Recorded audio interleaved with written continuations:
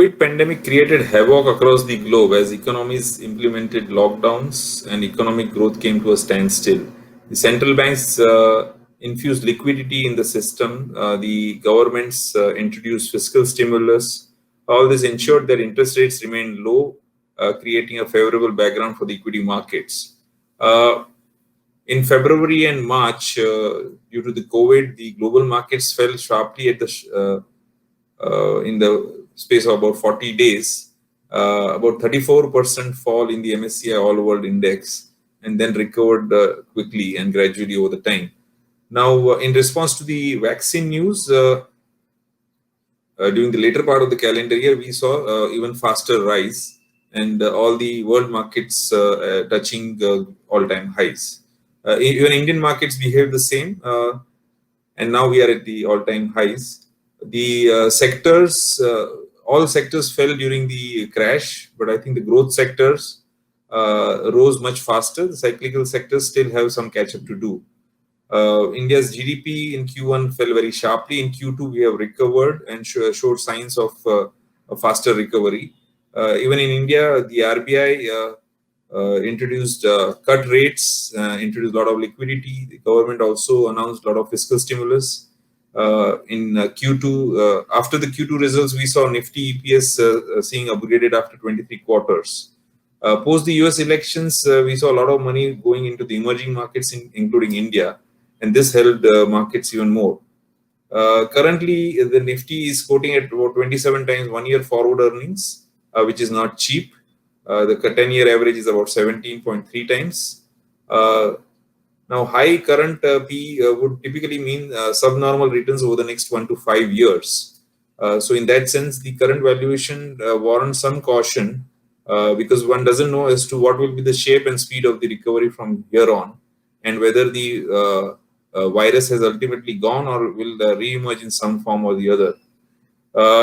We also have two things to observe in the past year. One is the higher popularity of Bitcoin and cryptocurrencies. Now, institutional investors have started to invest in Bitcoin, and Korea and China, as a country, have initiated some action on introducing their own digital currencies.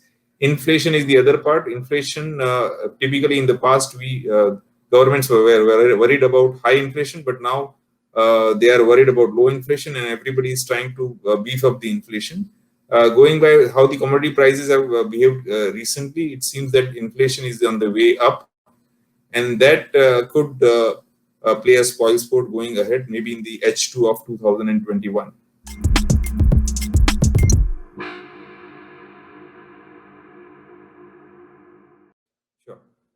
Now, low interest rates support equity valuations in two ways. One is that the rate at which the future earning streams are discounted becomes low, and equities look more attractive to investors on a relative basis compared to dividends, earnings, and cash flow yields are much higher than the fixed income yields. So, as long as the interest rates continue to remain low, equity markets could do well. Now, a revival in the economy and corporate earnings growth, if one is able to see that due to the vaccine being successful, then we may also see equity markets continuing to do well. Now, but one should remember that we have seen low interest rates for quite some time, and valuations have expanded to quite an extent. So there is possibility of sudden and sharp reversal, especially if the interest rates and inflation reverse upwards. Emerging markets as an asset class are likely to do well because their currencies are cheap. US dollar index has also weakened to quite an extent. So emerging markets assets could remain in demand, and India could also benefit out of that. Having said that, as we discussed earlier, the valuations are not cheap. So at this point of time, asset allocation review is required at an individual level so that the equity values, if they have gone much above the desired level, they can be brought down to the desired level.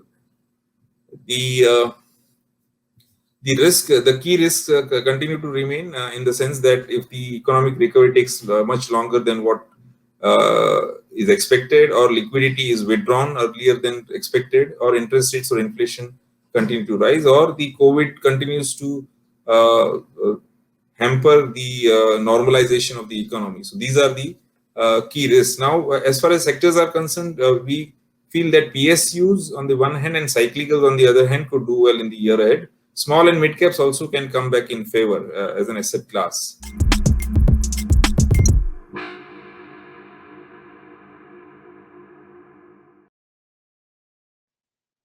The FM has raised expectations from the forthcoming budget by planning a never before kind of a budget. She has given a statement to that effect. Now, while direct and indirect taxes may not offer much scope to or bring path-breaking reforms, the main focus could be on boosting manufacturing through schemes like PLI and create more jobs. The main aim could also be to counter China in terms of manufacturing capabilities and scale. Defense, health, infrastructure as themes could remain in focus. Spending by consumer and capex spending both could be given a boost to kickstart a quick economic recovery. One only hopes that the budget does not bring in new levies by way of COVID tax to bridge the shortfall and fund the spend which is budgeted going forward. Otherwise, I think the forthcoming budget could uh, be a unique or a path-breaking budget in such uncertain times.